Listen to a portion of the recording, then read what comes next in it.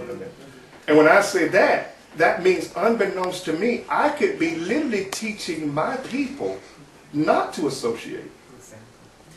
And I'm going to explain it. Because I can say, if Keisha don't speak in tongues, right? What have I just did?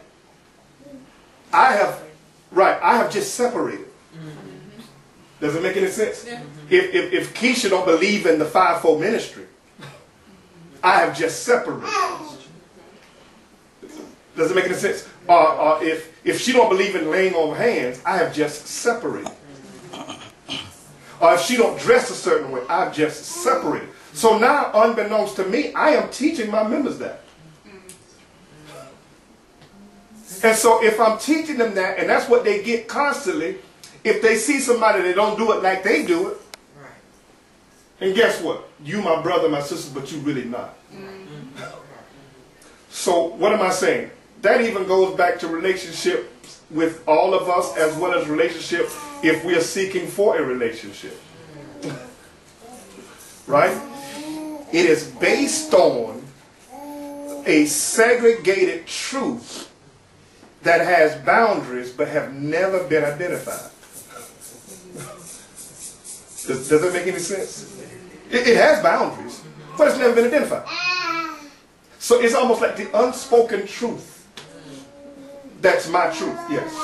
So when you say that a lot of this has come from the leadership in our lives, that has stemmed from parents? It could be, leadership can be anything that is of the greatest influence. Then it matriculates down into the children, and then when you go into a relationship.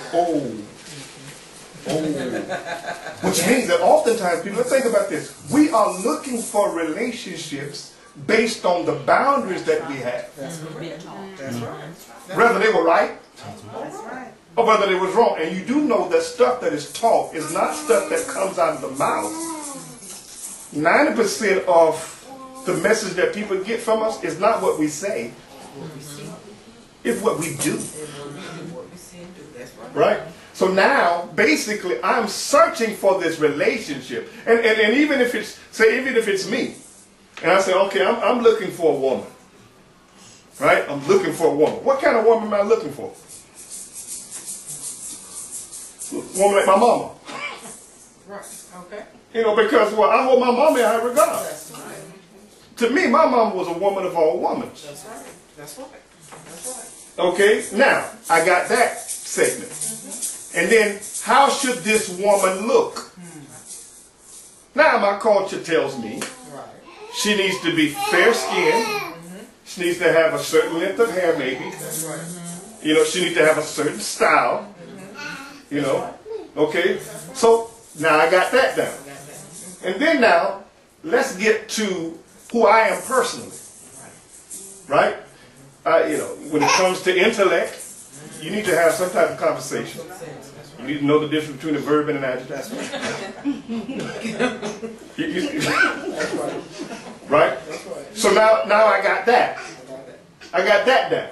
You know, you got to be a conversationalist. That's right. There you go. You know, and if I'm talking to you 2 minutes and you ain't got nothing to say, see you. God knows I don't want to be you. Right? So now I got that part. And then I have to tack on to that, what have I learned in the past from past experiences and past relationships? I got that bag. You see what I'm saying? So now I got that. And then there's the, you know, what's close to me that's supposed to represent me, that if it don't look like what I represent, then automatically you get a bad grade again. You see what I'm saying? So now I got all these different grades, and all this stuff is going on about me. That's right. Right? That's right. That may have nothing to do with God. That's right. But I say I'm seeking for a godly relationship. That's right. That's right. You see what I'm saying? So, not a God relationship, but a good to me relationship. So and then think about it. Normally, if it's a good to me relationship, in many cases, it's a temporary relationship. Yeah. Because guess what? I'm constantly changing. That's right. That's right. That's right. Whether I'm changing for the good or the bad. So now, what I would have chose last year may be something totally this year. Ain't that so? So my question is, what happens if we are in relationships and even in marriages when we don't change with the change? Why so many divorces? That's exactly. That's now you get my gist. The divorce rate is so high in the Christian arena. And you know why? Because we're not led by the Spirit. That's right. We're led by the flesh. That's right. Right? Because there's so we did actually study last night on the difference between the flesh. I mean, we did on the spirit man, our spirit, and our soul, and our bodies. We did a study on that, and ooh, Crystal, I finally got that thing down. I really did, because now people, our soul is not our spirit at all. Our spirit, which is the one that God gave us, is supposed to connect with the Holy Spirit. If it's not connected to the Holy Spirit, then our soul is leading us as opposed to our spirit, which is supposed to be connected to the Holy Spirit. Right? Now, what's the difference? Now you got the spirit, which is our spirit man, consists of the conscience. That determines what's right, what's wrong. Then I learned there's what we call the intuition about our spirit. And then there's another word that I learned is the communion of our spirit. And the communion means we got to be connected with the Holy Spirit. And basically when you look at St. John 4, let's turn to St. John 4:24. Very familiar passage of scripture.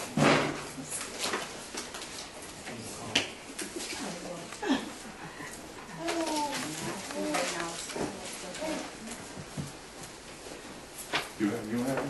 I left me a car.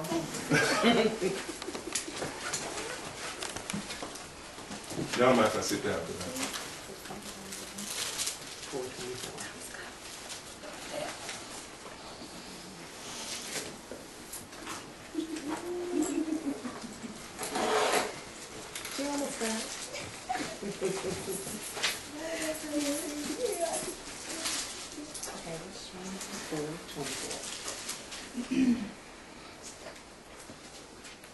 Somebody got it? That's a weird Bible, so we're just not going to say what. Somebody read that. And it's a very familiar passage. Somebody read that. Right here? Yeah, not you. Oh. God is a spirit, and they that worship him must worship him in spirit and in truth. Okay. Now, those that worship him must worship him what? In spirit, and in Is that spirit capitalized or is it lowercase? Lowercase. So that represents us, our spirit. Did you know, anytime you see in the verses of the scriptures where spirit is capitalized, that's talking about God's spirit. Lowercase is our spirit. Okay? Yeah, so please keep that in mind. Lowercase, which means that if it's our spirit, there's something that God expects out of our spirit. Because you do know that when we die, what's going to go back with God? spirit. The spirit. Is our soul going to go back with God? Look, I just realized that was all different. Yeah.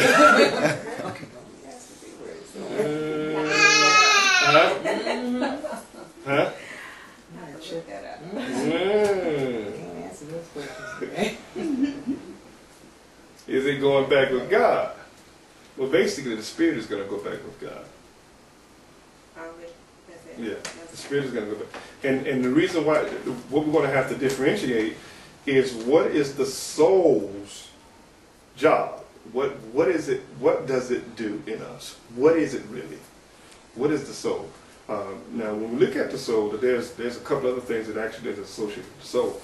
But you got your emotions that's, in the soul. Your will, soul. Your decisions, soul. Right? So you got all these other stuff, and I'm gonna give you exactly what's associated with the spirit and what's associated with the soul. Okay. Now, according to the book of according to three functions of the soul, when it's our spirit, and I said it earlier, the three functions are the what? The conscious, the intuition, the communion. The conscious is the part of the spirit which distinguishes right and wrong and is not influenced by knowledge stored just in the mind. Like, ooh. Okay, now notice what I said. I said just store it in the mind, because when we start dealing with the mind and different things, we're going to be dealing with the soul as opposed to just our spirit. Okay, and we'll differentiate that a little later. Okay, but I want you to keep this in mind. The main thing that I want you to get about this is the fact that the conscience is the part of the spirit that distinguishes right and wrong. Okay, right and wrong. Some things that, you know, when your spirit is connected to the Holy Spirit, that's where your convictions come from. That's where your convictions come from. That's because you notice some people can do some things and there is no conviction. Another person can do the same thing and there is conviction. Now, what's the difference in that? It depends on what a person's spirit is connected to. That would determine the convictions. Oh yeah. Okay. In other words, if you connect it to the Holy Spirit, that will determine your convictions. That's what will let you know your rights and your wrongs. What? Okay.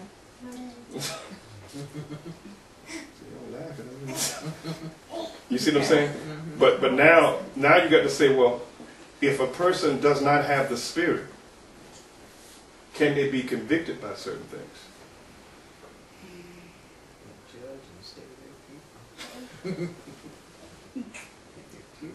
Can they? Say that again. If a person is not connected or does not have the Holy Spirit, and they go to do certain things right or wrong, is there a conviction? The judicial system, it sounds like. It's not. No? It's not. Because what do they have inside them to convict? Exactly. Exactly. Because again, I also have to flip this thing. We're still talking about relationships, right? So if I say that again, I'm looking for a godly relationship and I don't have God, how do I base whether or not I have found a godly relationship? And that's also if you are godly. Well, when Yeah, you say yeah. you're And looking for a godly it's person, actually both. Yeah. So how can I? But see, but now y'all this. Thank you. So now, if you base it on what you've been taught, why is it now? And let's look at let me throw this in here. Why is it that it seems like ungodly people have better relationships than godly people? It sure does. Why does it seem that way? God, yes, God. Because now when you look at statistics, they're saying now the church, in terms of the divorce rate, is here. The world is here. So what's the difference? I guess if you're not godly, you're not pretending. If you're not godly, you're not pretending. Yeah, I get what you're saying. Yeah. You're not pretending, so you're all on the same page.